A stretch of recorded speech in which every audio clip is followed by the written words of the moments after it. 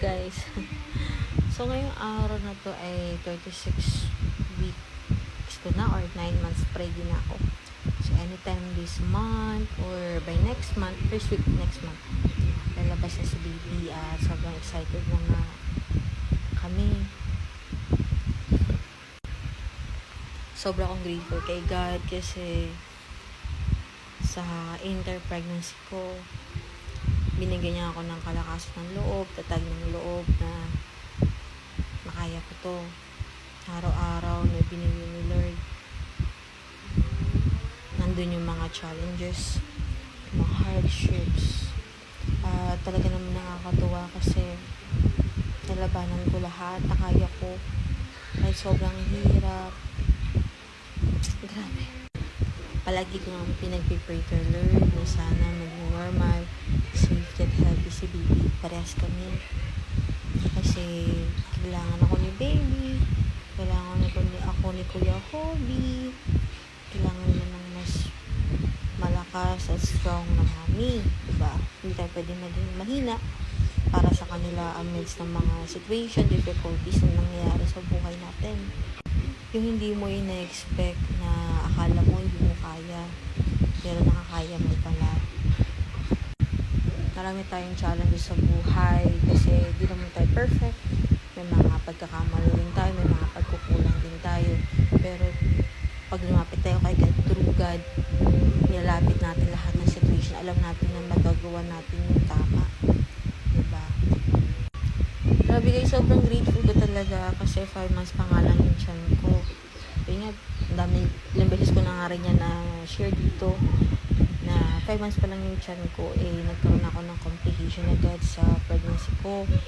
Actually, high risk pa nga ako noon. Anytime pwede akong magkaroon ng premature labor. Pero napaka-strong ko kay God. Pagaling ko talaga kay God kasi talaga namang iningatan niya kami ng baby. Iningatan niya si baby.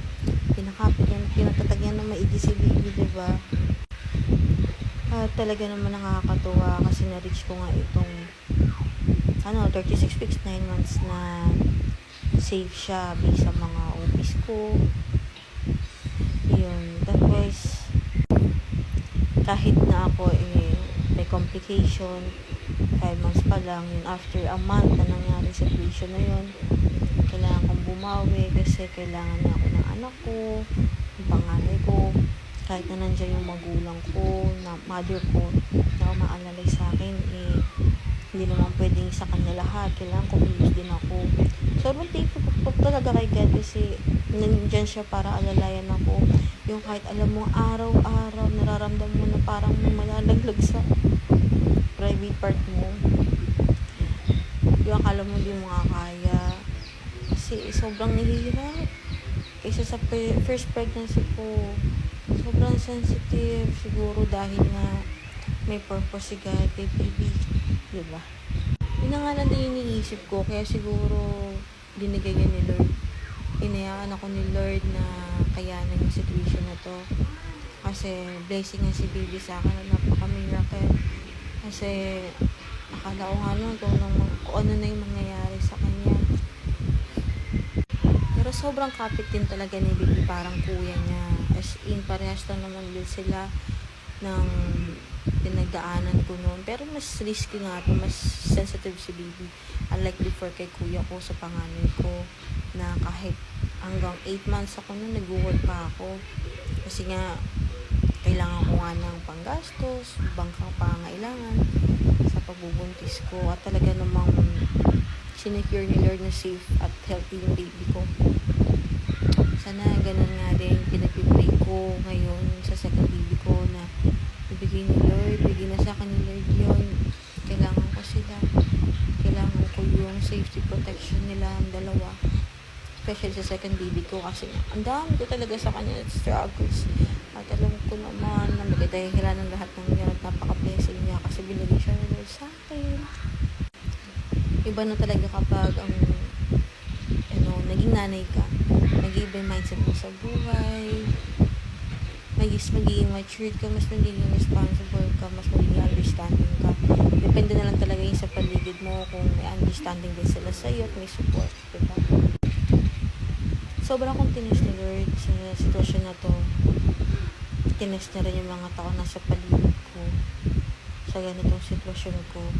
At talagang nakilala ko kung sino yung mga totoong tao na handang umintindi at sumuporta sa entire pregnancy ko. Grabe, sobrang hirap kasi hindi ko din naman talaga in-expect yung pangyayari na to sa pagdadalang tao ko. Kaya sobrang thankful ako kay Lord. Actually, sinabi nga ng psychologist kahapon sa akin kasi nagpa-check up ako. Yun, nagpa-consult ako sa kanya. Sabi niya nga napaka-strong daw ng personality ko based sa mga analysis niya. Talagang madadala lang ako ng mga intrusive thoughts or mga negative na yun nga, mga isipan dahil sa paligid ko, mga tao nakakasalamuha ko. Akala ko meron na ako anxiety, depression. Akala ko may mga ganun na ako kasi grabe talaga yung stress. Dahil nalabanan ko nga nalabanan ko talaga. Talaga namang napakahirap niyang labanan yung pregnancy kasi yung hormonal imbalance.